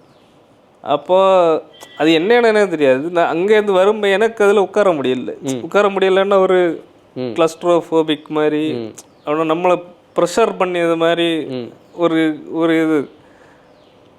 அதுக்கப்புறம் அப்படின்னா நம்ம சேனலில் வந்த ஸ்டார்டிங்கில் ஏன்னா இதை பற்றி ஒரு பெரிய ஐடியா ஒன்று ஜிஃபோர்ஸை பற்றி ஒன்று. அதுக்கப்புறம் தான் அப்போ உள்ள ஹுண்டை கார்ஸில் பேக் சீட்டில் இருக்கும்போது இப்போ பிரேக் பண்ணும்போது அந்த இது தெரியும். ஏன்னா ஹுண்டை ஹேண்ட்லிங்காக என்ன பண்ணிட்டாங்கன்னா அவங்களோட சாஃப்ட் சஸ்பென்ஷனை ஒரேடியாக ஸ்டிப் பண்ணாங்க. நம்ம அந்த கண்டினியூஸாக பார்க்குறவங்களுக்கு தெரியும். நாங்கள் ஒவ்வொரு கார்ஸை வந்து ஹுண்டையோட இதுலேயே அந்த கம்பேரிசனை கரெக்டாக சொல்லிக்கிட்டே வந்திருப்போம். இன்னொன்று இப்போ இந்த கரெக்டால அந்த ஜிஃபோர்ஸ் தெரியாது. ஆனால் இதுக்கு முன்னால் உள்ள எல்லா cars maximum correct first gen கரெக்டாக தெரியாது, செகண்ட் ஜென் கரெக்டாக இருந்து தெரியும். இந்த ரிவ்யூஸில் நான் ஏன்னா பேக்கில் கேமரா வச்சுட்டு இருக்கும்போது இந்த பிரேக்கில் இங்கேருந்து ஒரு டிப்பிங் ஒரு இது இருந்துகிட்டே இருக்கு, தலையில் ஒரு சின்ன ஒரு மூமெண்ட் தெரியும். அதான மெயினாக ஹுண்டை கார்ஸ்ல தான் எனக்கு தெரியும். ஹுண்டைல தான் நம்ம அந்த பீரியட்ல சொல்றேன், அதாவது ஸ்டிஃபான சேசிஸ் வந்த பீரியட்ல. இப்போ வெயிட் டிஸ்ட்ரிபியூஷன் இதில் ஒரு ஃபேக்டர். நம்ம ஆன்சர் அதை தான் எக்ஸ்பிளைன் பண்ண ட்ரை பண்ணேன். ஏன்னா இன்னைக்குள்ள கார்ஸில் லைட் வெயிட் சேசிஸில் வெயிட் டிஸ்ட்ரிபியூஷன் ஃபேக்டர் அதை கரெக்டாக நீங்கள் அண்டர்ஸ்டாண்ட் பண்ணணும்னா ஒரு ஃப்ரண்ட் வீல் டிரைவில் இருக்கக்கூடிய ஒரு மாடர்ன் கிராஸ் ஓவரையும் அந்த மாடர்ன் கிராஸ் ஓவரோடைய எலக்ட்ரிக் வெர்ஷனையும் பேக் டு பேக் நம்ம டெஸ்ட் ட்ரைவ் பண்ணோம்னா வெயிட் டிஸ்ட்ரிபியூஷனோட ஸ்டோரி தெரியும். ஏன்னா ஒரு காலகட்டத்தில் வந்து கார்ஸோட சேசிஸ் வந்து நல்ல வெயிட்டாக இருந்தது, 50-50 வெயிட் டிஸ்ட்ரிபியூஷன் இல்லாட்டி கூட ஓரளவுக்கு பேலன்ஸ் இருந்தது. இன்னைக்கு வந்து வெயிட் டிஸ்ட்ரிபியூஷன் எலக்ட்ரிக்ஸில் மட்டும்தான் 50-50 வெயிட் டிஸ்ட்ரிபியூஷன் கிடைக்குது. கரெக்டாக ஈவியையும் கரெக்டாக ஐஸையும் ஓட்டினா இந்த வெயிட் டிஸ்ட்ரிபியூஷனோட விஷயம் தெரியும். அப்புறம் பிரேக்கிங், இன்னைக்கு இந்த சோகால்டு இந்த எக்ஸ்பீரியன்ஸை கெடுக்கிறதே இந்த பிரேக்கிங். அதாவது ஹை ஸ்பீடு என்ஜின்ஸை தந்து பிரேக்ஸை சடனாக பிடிக்கிற ஒரு பிரேக்கை மட்டும் கொடுத்த உடனே ப்ராப்ளம் சால்வ் ஆன ஒரு கட்டம் இருக்குது. பிரேக்ஸ் பிடிக்கும், எல்லா காரும் 0 to 100 வந்து போகுதுன்னா 100 to 0 ஆகணும். இந்த 100 to 0 பற்றி நம்ம ரிவ்யூஸில் நான் மோட்டோவாயனுக்கு கண்டென்ட் எழுதின காலகட்டத்திலே எழுதி வச்சுருந்த பேராமீட்டர். ஆனால் இது எவ்வளோ தூரத்துக்கு நம்ம இதை அண்டர்ஸ்டாண்ட் பண்ணி சொல்ல முடியும்னு சொல்லி தான் நாங்கள் அதை இது வரைக்கும் பண்ணலை. ஆனால் உண்மையிலே ஒரு காரோட பிரேக்கிங் நல்லா இருந்தால் அந்த கார் ஓட்டுறதுக்கே நமக்கு சந்தோஷமாக இருக்குது. பின்னாடி இருக்கிறவங்களுக்கு பிரச்சனை இருக்காது நம்ம பிரேக் அடிக்கும்போது. பிரேக்கிங் சொல்லி அடித்தது நிற்கிறது இல்லை, பிரேக் பண்ணது உள்ள இருக்கவங்களுக்கு தெரியக்கூடாது. நம்ம ஒரு 80ல் போகிறோம், பிரேக் சடன் பிரேக் பண்ணேன்னா இவங்களை பாதர் பண்ணாமல் சடன்னா ரொம்ப எமர்ஜென்சி பிரேக்கிங் வந்து எப்படின்னு தெரியும். அது இப்போ எப்படின்னா அது யாருக்கும் தெரியக்கூடாதுன்னு சொல்லி ஸ்பாஞ்ச் பிரேக்ஸ் வைக்கணும். அப்போ ஒரு மெயின் பேராமீட்டர் பார்த்து நம்ம பேசுனதில் பார்த்தியா சஸ்பென்ஷன் சிஸ்டம், இந்த சேசிஸ் டைப்பு, பிரேக்கிங், இதெல்லாம் இன்றைக்கி வந்து எல்லாமே ஒரு இடத்துல கொஸ்டினபிளாக தான் இருக்குது. வெயிட் டிஸ்ட்ரிபியூஷன் தெரியாது. நம்ம ரீசெண்டாக அந்த சிஎம்எஃப் பிளாட்ஃபார்மோட கைகர் ஓட்டணும். அந்த காரை வந்து லைட் வெயிட்னால அதை ரோடோட உட்கார வைக்கிறதுக்காக அவங்க சஸ்பென்ஷனை என்னென்னமோ பண்ணி செட் பண்ணி வச்சுருக்காங்க. ஆனால் அந்த ஸ்பேஸ் வந்து கண்டிப்பாக வேணும். அந்த ஸ்பேஸ் இருந்தால் தான் அதை விற்க முடியும். அப்போ அதை பெருசாகவும் காட்டியிருக்கா, பீஃபப் பண்ணி காட்டியிருக்காவ. ஒரு எக்ஸாம்பிளுக்காக அதுக்காக இதெல்லாம் நாங்கள் பேசுகிற இந்த கார்ஸ் எல்லாம் அஃபென்சிவாக நம்ம பேசலை, டக்குன்னு ஞாபகத்துக்கு எது வருதோ அதான் பேச முடியும். இன்னும் இருக்குது கொஞ்சம் கூட. சஸ்பென்ஷனுக்கு வந்து நான் இந்த நம்ம என்ன டைரக்ஷனில் போயிட்டுருக்கோன்னு சத்தியமாக தெரியாது. சஸ்பென்ஷன்னாலே சாஃப்ட், மீடியம், ஃபர்ம் 3 டைப் இருக்குது. சாஃப்டர் சஸ்பென்ஷன் சொல்லக்கூடிய கார்ஸ் எல்லாமே முழுக்க லோ ஸ்பீட் ரைட் குவாலிட்டி நல்லா இருக்கு. அதாவது லோ ஸ்பீட் நம்ம பிட்டர் பேட்டரு பேட் பேட்ச் ரோட்ஸில். ஃபர்மர் சஸ்பென்ஷன் எல்லாமே இந்த ஆஃப் ரோடுக்காக டியூன் பண்ணப்பட்ட கார்ஸை நம்ம சொல்லுவோம். நம்ம சொல்கிறது இந்த மீடியம், அதாவது உனக்கு ஒரு சாஃப்ட்டும் கொடுக்கணும், லோ ஸ்பீட்லேயும் ரைடு கொடுக்கணும், ஹை ஸ்பீட்லேயும் ரைடு கொடுக்கணும். நான் உங்ககிட்ட டக்குன்னு கேட்குறேன், ரேப்பிட் ஃபயர் மாதிரி 25 லட்சம் ரூபாய் சரவுண்ட் பண்ணுங்க, ஓரளவுக்கு நல்ல கம்ஃபர்ட்டும் நல்ல டிரைவருக்கு ஃபீடும் உள்ள ஒரு பசால்ட். வேற 700 வேற எனக்கு பசால்ட் தானே, நான் அது முன்னாடியே நினைச்சு வச்சிருந்தேன். ஓரளவுக்கு அதான் இவ்வளோ நம்ம யோசிக்க வேண்டியது இருக்கு பார்த்தியா. வேற கார்ஸ் இல்லை அப்படி சடனாக சொல்லணும்னா. எய்தர் ஸ்டிஃபாக இருக்குது ஹேண்டில் பண்ணுது, எய்தர் கம்ஃபர்டபுளாக இருக்குது அந்த ஹேண்ட்லிங் கொடுக்கல. எவ்வளோ சொல்ல முடியும்? ஸ்டிஃபாக இருக்குது ஹேண்டில் பண்ணதுன்னு சொல்ல முடிஞ்சா நம்ம வந்து யாரை சொல்ல முடியும்? Volkswagen, Skoda. ஸ்டிஃப் இருக்குது ஹேண்டில் பண்ணுது, சாஃப்டாக இருக்குது ஹேண்டில் பண்ணலை. ஹை ரைடர் எக்ஸாம்பிள் சொல்ல முடியும், கிராண்ட் விட்டாராவை எக்ஸாம்பிள் சொல்ல முடியும். இப்போ அந்த பேலன்ஸ் இல்லையே. இப்போ நம்ம வந்து கைலாக்கையும் இது குஷாக்கையும் டாய்கூடையும் போய் பேசணும்னா பேக் சீட்டில் ஸ்பேஸ் இல்லை. அந்த ஃபோம் வந்து பேக் சீட்டில் கண்டிப்பாக தெரியும், ஆனால் அதை ஹேண்டில் பண்ணும். இப்போ எல்லாத்தையும் உள்ளடக்கி ஒரு காரணம் எங்கே போய் இப்போ தேடுறது? அப்போ மேனுஃபேக்சரர்ஸோடைய அந்த பெர்ஸ்பெக்டிவ்ல இது லீஸ்ட் ப்ரையாரிட்டியாக வந்து. இதில் இன்னொன்று என்னன்னா, இப்போ நம்ம பழைய கார்ஸை சொல்லும்போது நிறைய பேர் நம்ம பழைய கார்ஸை க்ளோரிஃபை பண்ணியானு நினைக்கலாம்.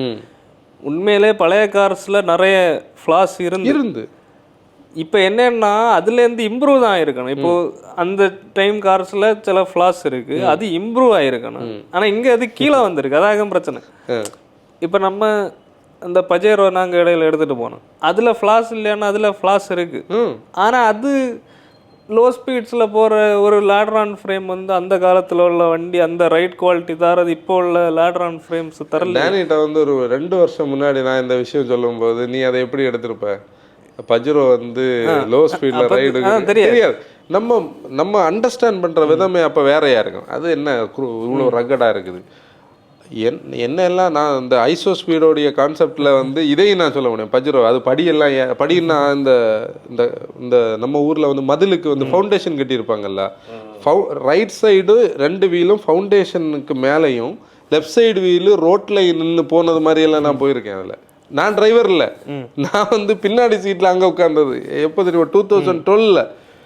இப்படியெல்லாம் பண்ணுமா? சரி, அப்போ இப்படியெல்லாம் பண்ணக்கூடிய வண்டி வந்து கரடுமுரட்டில் போகுது, நம்மளை ஒன்றுமே தூக்கி போடலை. அப்போ நமக்கு தெரிஞ்சதெல்லாம் பொலிரோவில் இருந்தால் அடுத்த நாளைக்கு காலையில் எழும்பும் போது இடுப்பு எங்கே இருக்குன்னே தெரியாது. இதில் இப்போ அந்த சீட்டில் கொஞ்சம் எர்கனாமிக்ஸ் இருக்குது. பின்ன ஹை ஸ்பீட்ஸில் நமக்கு 100+ அதில் ஒன்றுமே கிடையாது. அப்போ அது இது லாஜிக் வைஸ் பார்த்தா இது 90s ஜப்பானில் உள்ள கார், இங்கே 2000s 100 தான் மேக்ஸ் ஸ்பீடு. இன்னைக்கு இல்லை 90s அந்த கார் அவ்வளோ பெட்டராக இருக்குன்னா இப்போ 30 வருஷம் தாண்டி இப்போ உள்ள ஒரு கார் எப்படி இருந்திருக்கணும். அதுதான் இந்த மொத்த கதையோடைய கதையே. இந்த நான் வந்து 90s விடு 2000 இருந்து 2015 வரைக்கும் கார்ஸில் நிறைய ஃப்ளாஸ் இருந்து இப்போ நம்ம கன்க்ளூஷனுக்கே வந்தாச்சு. கார்ஸில் நிறைய பிரச்சனைகள் இருந்து, எலக்ட்ரானிக்ஸ் கம்மி, டிரைவருக்கு கன்வீனியன்ஸ் ஃபேக்டரில் எல்லாம் அக்ரீட், ஓகே. ஆனால் அன்னைக்கு இருந்த நல்லதை ஏன் நம்ம இப்போ இழந்தோம்னுள்ளதான் இதோடைய பாயிண்ட். அப்போ எப்படி இருந்திருக்கணும்? அன்னைக்கு இருந்த நல்லதுக்கு கூட இதெல்லாம் இருந்திருக்கு. இவ்வளோதான் கதை. அப்போது இன்னைக்கு அதாவது இதை நம்ம பேசுறதுனால என்ன மார்க்கெட்டில் பிரயோஜனப்படும்னுலாம் எனக்கு தெரியாது. ஆனால் உண்மையில் இது ஒரு ஆதங்கம். இதை எப்படி அண்டர்ஸ்டாண்ட் பண்ண முடியும்னா, இப்போ எனக்கு வந்து கரெக்டாக 40 வயசில் நான் போயிட்டுருக்கேன். என்னை விடைக்கும் ஒரு 10 வயசு மூத்தவங்க, என்ன ஒரு அட்லீஸ்ட் ஒரு 15 வயசு மூத்தவங்க எல்லாம் வந்து கன்சல்டிங் வருவாங்க. அவங்க இந்த க்ளோரியஸ் பீரியடில் உள்ள கார்ஸை ஓட்டியோ ஓன் பண்ணியோ வச்சுருப்பாங்க. அவங்க இன்னைக்கு கார் வாங்கணும்னு நம்ம இந்த துளாவுவாவை எல்லாம் எப்படி அவங்களுக்கு ஒரு கார் கன்வின்ஸ் ஆகணும்னுள்ளதான் அவங்களுடைய கொஸ்டின். நான் எல்லாத்தையும் விட இந்த பீட் வச்சிருந்தவங்களுக்கு எப்படி ஒரு கார் கிடைக்குன்னு தெரியல. ஆனால் எனக்கு வந்து என்னன்னா, நான் வந்து வீட் வாங்கின நேரம் அவ்வளோ கிரிட்டிசிசம் எனக்கு கிடச்சிது. எப்படின்னா, ஸ்விஃப்ட்டுக்கு பீட்டுக்கும் ஒரு கம்பேரிசன். இதெல்லாம் என்னடா இது காராடா இது பார்க்குறதுக்கு? அது நல்ல காலம். அந்த பச்சை கலர் வாங்கணும்னா நான் அப்போ நினச்சிருந்தேன். ரேணுக்கு வந்து பச்சை பிடிக்கும்னு சொல்லி, பச்சை தவளைன்னு சொல்லி கிண்டல் பண்ணுவாங்கன்னு சொல்லி நான் ஒயிட் வாங்கினேன். இது வரைக்கும் லைஃப்பில் நான் ஒரே ஒரு ஒயிட் கார் தான் ஓன் பண்ணது, அது அந்த கார். அது டிஸ்கவுண்ட் ஒரு ரீசன். ஏன்னா நான் என்னுடைய பெர்ஸ்பெக்டிவில் பச்சை வேண்டான்னு விட்டுட்டேன், ரெட்டு வாங்கலாம்னு நினச்சேன். ரெட்டு டிஸ்கவுண்ட் கிடைக்கல. ஒயிட் வந்து ஒரு 6 வண்டிகிட்ட கிடந்த, அதில் ஒன்று எடுத்தோம். ஆனால் அந்த கார் வாங்கும்போது என்னெல்லாம் சொன்னாங்க, இது வந்து 3 சிலிண்டரு, இதை கட் பண்ணி வச்சுருக்காங்க, இது சவுண்டு லாரி மாதிரி சவுண்டு போடும். ஆனால் நான் ஓட்டி பார்த்தேன். நான் உங்ககிட்ட சொல்லியிருக்கேன், செகண்ட் ஜென் ஸ்விஃப்ட்டையும் இதையும் கம்பேர் பண்ணி செகண்ட் ஜென் ஸ்விஃப்டோட ஸ்டியரிங்கு அந்த பிரேக்கிங்கு என்னை கன்வின்ஸ் பண்ணாததுனால தான் நான் பீட் வாங்கினேன். அது இன்னொன்று அதில் என்னென்னா, அந்த இப்போ நம்ம ஃபஸ்ட்டு நான் பீட் ஓட்டினப்போ நான் ஹைட்ராலிக்ஸ், அது ஒரு சின்ன மோட்டர், அந்த ஸ்டியரிங் காலத்துக்கு கீழே அது ஒரு ஃப்ளாப் இருக்குது, அதை கலத்துனா ஒரு வைப்பர் மோட்டர் சைஸில் ஒரு குட்டி மோட்டர் தெரியும். அது நீ கறக்கும் போது அந்த மோட்டரோட சவுண்ட் உனக்கு இங்கே கேட்கும். அதான் அப்போ அந்த ஹைட்ராலிக் ஸ்டியரிங்குக்கு ஈக்குவலான ஒரு ஸ்டியரிங் இவங்களால 5 லட்ச ரூபா ஒரு காரில் பண்ண முடியுது. இப்போ ஏன் அப்போ இத்தனை மேனுஃபேக்சர் இந்த மாதிரி ஸ்டியரிங் பண்ண யாருமே இன்னைக்கு இந்தியாவில் இல்லை. ஃபியட்ஸ் போச்சு, ஃபோர்டு போச்சு, ஷெவி போச்சு. ஏன்னா இவங்க யாரெல்லாம் கோர் பராமீட்டர்ஸில் இன்வெஸ்ட் பண்ணி கோரை வந்து நாங்கள் இந்தியாவுக்காக காம்ப்ரமைஸ் பண்ண மாட்டோம், குளோபலி எப்படி இருந்ததோ அதை தான் தருவோன்னு இருந்தாங்களோ அவங்களெல்லாம் நம்ம வந்து மதிக்கவே செய்யாமல் விரட்டியாச்சு. இந்த பராமீட்டர்ஸ் எல்லாம் காம்ப்ரமைஸ் பண்ணி ஃபீச்சர்ஸ் யாரெல்லாம் தந்தாங்களோ எல்லாம் சஸ்டெயின் ஆச்சுங்களா. அப்போ இனி இவங்க அது எந்த ரூட் எடுப்பாங்க இனிமே? இது இப்படி போயிட்டு இருந்தா கொஞ்ச நாள் கழிச்சு இந்த லக்ஸுரி பிராண்ட்ஸில் நம்ம சில பிராண்ட்ஸை பிச் பண்ணி வச்சிருக்கோம், இவங்க எல்லாம் இப்படி இருப்பாங்க, இவங்களும் இனி இந்த கூட்டத்துக்கு கூட ஆயிடுவாங்க மேபி அந்த கட்டத்தில். இப்போ ஹேண்ட்லிங் பற்றி நாங்கள் ஃபஸ்ட்டே ஒரு டெஃபினிஷன் வந்து சொல்லணும்னு நினச்சேன், அதோட சொல்லி நம்ம க்ளோஸ் நம்ம ஓரளவு கரெக்டாக பேசிட்டோமா? ஹேண்ட்லிங் ஒரு டெஃபினிஷன் இல்லை, இன்டர்நெட் ட்ரிவன் தான், நான் எழுதுனது இல்லை. Ability of a vehicle to respond to driver's input satisfactorily, அதாவது அந்த மனசுக்கு பிடிச்சதில்ல. டிரைவருக்கு நிறைய கண்ட்ரோல் இன்புட்ஸ் இருக்குது. டிரைவர்னு சொன்னாலே ஆனால் நம்ம ஹியூமன் பிரெயினும் பாடியும் வெஹிக்கிளுமா கனெக்ட் ஆகும்போது ஒரு ஃபீல் இருக்குது பாரு, நம்மளை தெரியாமலே அது சிங்க் ஆகும். பிரேக்கில் இருந்து டக்குன்னு ஆக்சிலேட் பண்ணு, திருப்பி பிரேக் பண்ணு, கியர் டவுன் பண்ணு, இதெல்லாம் பண்ணு இல்லையா?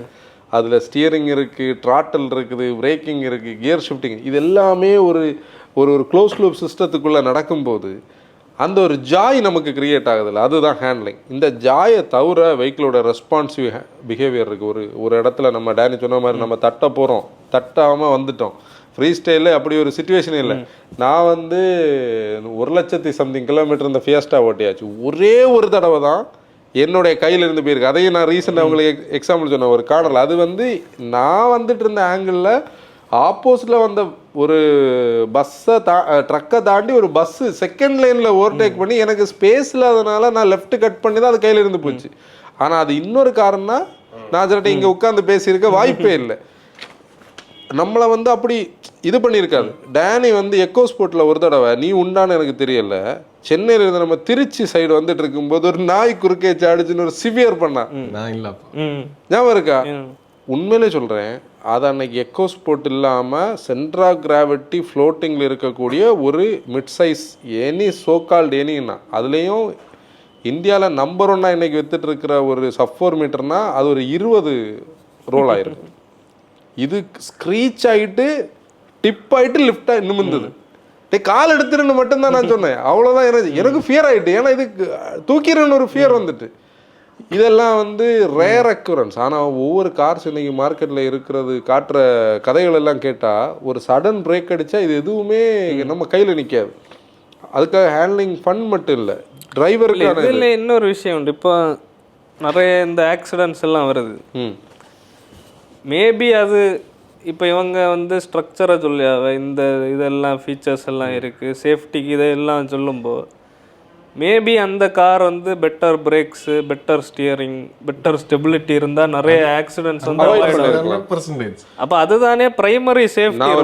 இப்போ நம்ம யூரோப்புக்கு போகிறோம், அங்கே வந்து இங்கே உள்ள மாதிரி ஸ்டியரிங் உள்ள ஒரு கார்ஸ் அது அங்கே சேல் ஆகும், செட்டில் ஆகாது. ஏன்னா மூஸ் டெஸ்ட் எடுக்கணும், மூஸ் டெஸ்ட்டில் இதாகாது. இப்போ நீ வந்து மகேந்திராவுடைய ட்ராக்ல நம்ம இஎஸ்பி எல்லாம் செக் பண்ணுறதுக்கு மூஸ் பண்ணல, எதுக்கு அதை ஒரு மெயின் ஃபேக்டராக காட்டுறாங்க? எல்லா மேனுஃபேக்சரர்ஸும் அதை வந்து அவங்க R&Dயில் அதை காட்டணும். ரீசன் என்னன்னா அது ஒரு மேஜர் பார்ட், அதுதான் ஒரு ஆக்சிடென்ட் அவாய்டன்ஸ் சிஸ்டம். இப்போ நீ வந்து ஒரு ஃபிகோ மாதிரி இருந்த ஒரு காரை வந்து லிஃப்ட் பண்ணி ஃப்ரீ ஸ்டைலாக மாற்றும் போது அந்த மேனுஃபேக்சருக்கு ஒரு ரெஸ்பான்சிபிலிட்டி இருந்து, இதை நான் லிஃப்ட் பண்ணுறேன், லிஃப்ட் பண்ணும்போது இவங்களுக்கு ஒரு கார்னரிங் பண்ணும்போது சப்போஸ் இது வந்து ரோல் ஆகும். ஏஆர்பியை கொண்டு வச்சாங்கல்ல, இன்னைக்கு எவ்வளோ காரில் ஏஆர்பி இருக்குது? நம்ம இன்னைக்கு இருக்கக்கூடிய இந்த பேனராமிக் எல்லாம் இருக்கிற இடத்துல இதெல்லாம் தட்டி தூர போட்டுட்டு எல்லா கார்ஸ்லையும் ஆன்டி ரோல் ஓவர் ப்ரொடெக்ஷன் வைக்கணும். யார் வைக்கிறா? கார்னர் ஸ்டெபிலிட்டி பிரேக்கிங்கை ஃபியூச்சரை ஹைலைட் பண்ணி வைப்பாங்க எல்லாரும். அதெல்லாம் ஸ்டாண்டர்டாகவே நமக்கு தேவை இதில் இருக்கிறது. இதுதான் டேனி சொன்ன மாதிரி இதெல்லாம் எடுத்துகிட்டு நம்ம யூரோப்பு போனோம்னா ஃபஸ்ட்டே டிஸ்குவாலிஃபைடு. இந்த கார்ஸ்லாம் டெஸ்ட்டுக்குள்ளே எடுக்க மாட்டாங்க. இப்போ இந்த ஒரு ஃபோட்டோ மட்டும் போட்டுக்கேண்ணா, இது ஒரு பை டைரக்ஷனுக்கானது. டிரைவர் கொஞ்சம் இன்புட்ஸ் கொடுக்காம ரோடோடைய கண்டிஷன்ஸ் எல்லாம் இருக்குது, அந்த ரோடில் இருந்து டிரைவர் கிடைக்க வேண்டிய இதுக்கு ஏற்ற மாதிரி டிரைவர் கொஞ்சம் ஃபீட்பேக் கொடுக்குறாரு. இதெல்லாம் சேர்த்து ஒரு இன்ட்ராக்ஷனாக சேர்ந்து ஒரு ஃபீட்பேக் கொடுக்கும், அதுதான் ஹேண்ட்லிங்.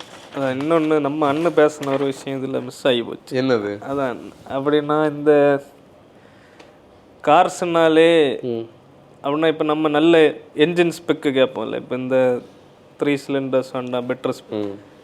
அப்போ ஒரு இது என்னன்னா ஹை சிசி உள்ள என்ஜின்ஸ் வச்சா இவங்க ஸ்பீடு போகிறதுக்காக பெரிய என்ஜின் கேட்காங்க.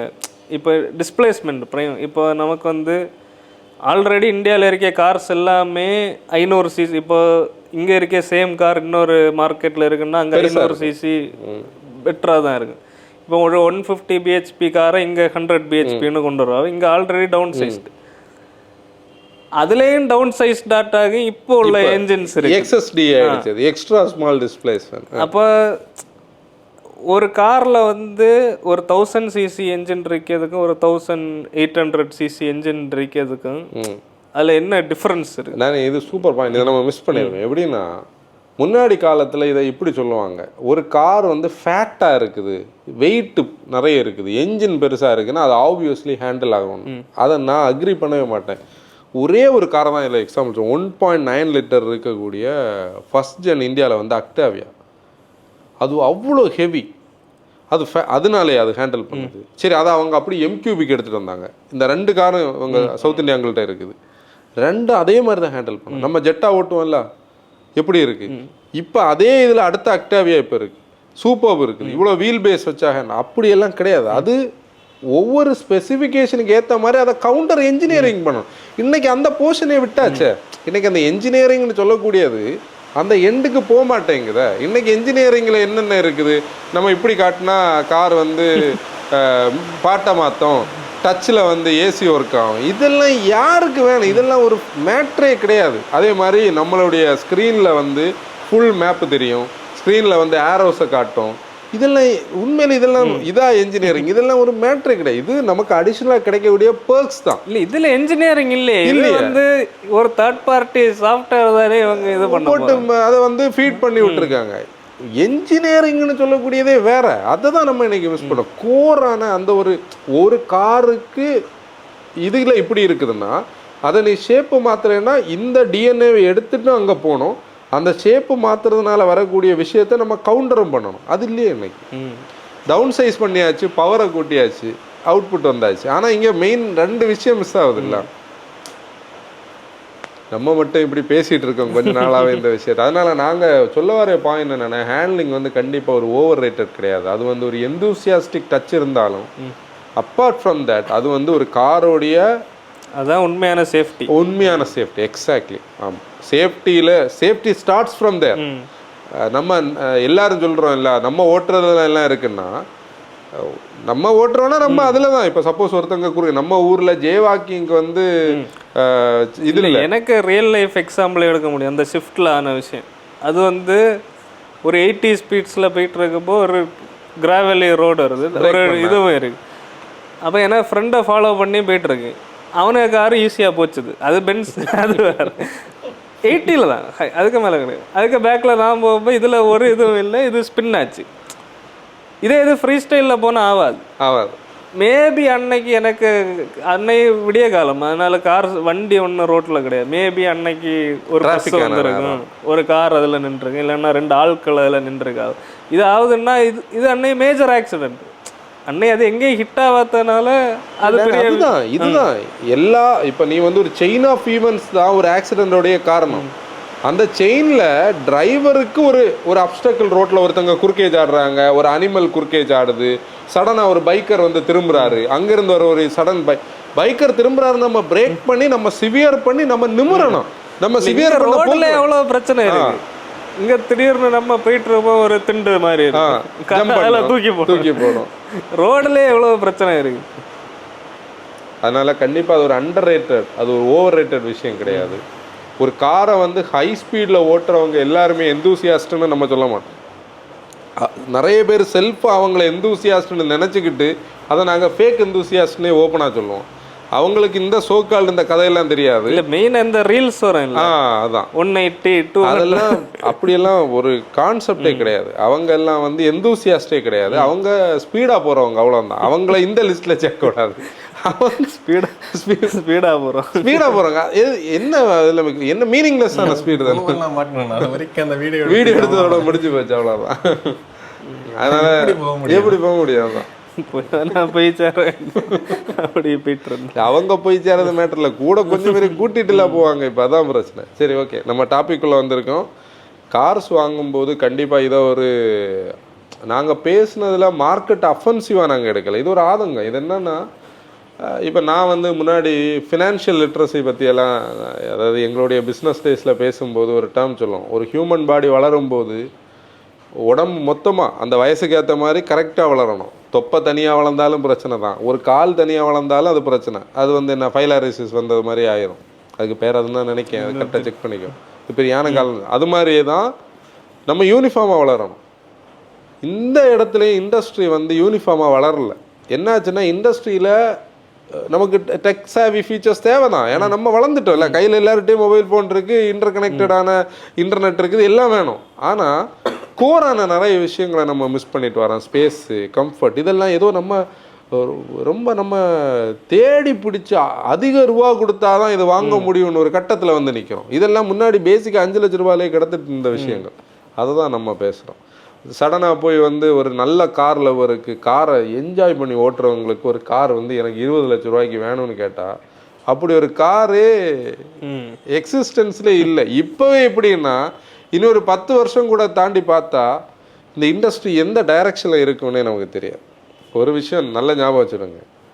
ஒரு 15-20 வருஷம் கழிச்சு 2000 2020 வரைக்கும் உள்ள கார்ஸை வந்து நம்ம இண்டஸ்ட்ரி வந்து அப்படியே ஆசைப்பட்டு தேடும் ஒவ்வொரு விஷயத்துலையும். இல்லை, இன்னொன்று இப்போ சில மார்க்கெட்ஸில் இந்த அளவுக்கு பெரிய மார்க்கெட் கிடையாது, சின்ன மார்க்கெட்டாக இருக்கு.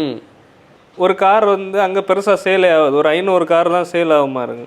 அங்கே அவங்க இன்வெஸ்ட் பண்ணி ஒரு நல்ல ப்ராடக்டை பில்டு பண்ணாங்க. இப்போ இங்கே வந்து எக்ஸாம்பிளுக்கு i20 N-Line இருக்குது. i20 N-Line எது மேக் சென்ஸ் பண்ண, அந்த 1.5 டர்போ இருக்கணும். இப்போ அவங்க இப்போ கிரெட்டாவில் இருக்க டர்போயே 25 லட்ச ரூபா தான் வருது. இவங்க இதில் இந்த என்ஜினை வச்சு ஒரு 16-17 லேக்ஸுக்கு இவங்களுக்கு அது நியாயமாக. இதுதான் பாயிண்ட். என்ன தெரியுமா, நான் ஃப்ராங்க் சைடில் எக்ஸாம்பிள் சொல்லணும். ஜப்பானுக்கு இங்கேருந்து அனுப்பும்போது K15 அனுப்புகிறாங்க. அப்போ நம்ம மட்டும் என்ன மோசமா? நமக்கு வந்து 1.2 டாப் அண்டுக்கு இல்லை, நம்ம இந்த டிராஃபிக் கண்டிஷனுக்கு 1 லிட்டர் பூஸ்டர். இங்கே பேலன்ஸே இல்லை. என்ஜின் பற்றி பேசினா நம்ம இன்னொரு ஸ்டைலில் போக முடியும். அப்போ இது எல்லாமே இங்கே பிரச்சனை தான். நமக்கு சஸ்பென்ஷனில் பேலன்ஸ் இல்லை, என்ஜினில் பவர் ட்ரெயினில் பேலன்ஸ் இல்லை. அப்போ நம்ம மார்க்கெட் ஏதோ வந்து திணிக்கப்பட்டு ஒரு ரூட் எடுத்தாச்சு எல்லாரும். இப்போ கூட்டம் எல்லாருமே அப்படி போயிட்டு இருக்காங்க. பையர்ஸ் வந்து இப்போ நான் அடிக்கடி சொல்லுவேன் தெரியுமா, ஃபேமிலியாக போவாங்க. அந்த ஓனரோடைய அந்த அந்த மேலோடைய ரெக்யர்மெண்ட்டுக்கு வண்டி இன்னைக்கு வாங்குறதில்ல. பசங்க, சொந்தக்காரங்க, ஃப்ரெண்ட்ஸு, இவங்க எல்லாம் என்ன சொல்லுவாங்க. ஒருத்தர் நல்ல ஞாபகம் இருக்குது, அவருக்கு வந்து ஃப்ராங்ஸோடைய 1 லிட்டர் வந்து ஓட்டுறதுக்கு நல்லா இருக்குன்னு பிடிச்சிருக்கு. ஆனால் அவருக்கு கூட வந்த ஃப்ரெண்ட் வந்து சுசுக்கியை அசிங்கமாக திட்டுவாங்க, இவர் வாங்கினா இது பண்ணுவாங்கன்னு சொல்லிட்டு அவர் N-Line வாங்கி மைலேஜ் இல்லாமல் சுற்றிட்டு தெரியுறாரு. அவரோட ரெக்யர்மெண்ட்டுக்கு டர்போ தான் வேணும், ஆனால் அவருக்கு மைலேஜ் வேணும். அதுக்காக எல்லாரோட கண்டிஷன் நான் சொல்லலை. இப்படி எல்லாரோட பையிங்லேயும் ஏதோ ஒரு ஃபேக்டர் ஃபேமிலி சைட்லேருந்து இன்ஃப்ளூயன்ஸ் ஆகுது. ஆனால் இண்டஸ்ட்ரி இன்னொரு சைடில் இன்ஃப்ளூயன்ஸ் ஆகுது. அப்போ அந்த எண்டு பையருக்கு, எண்டு யூஸருக்கு என்ன கிடைக்குதுன்னு கேட்டால் அந்த ஜாய் வந்து சுத்தமாக இல்லை. நம்ம பேசினது போதும்னு சொல்லிட்டு கரண்டே கட் ஆயிடுச்சு. அதனால நிறுத்தம் இல்லை, எங்களுக்கும் கிளம்பணும். ஓகே மோட்டா ஃபேம், இன்னைக்கு எபிசோட் க்ளோஸ் பண்ணிடலாம். நம்மளுடைய பழைய பாட்காஸ்ட்லாம் யூடியூப்லையும் ஸ்பாட்டிஃபைலையும் ஸ்ட்ரீம் ஆகிட்டு இருக்கு, போய் பாருங்கள், கேளுங்க. This is Anson signing off. Danny ஆசியர், டிரைவ் ரெஸ்பான்சிபிளி.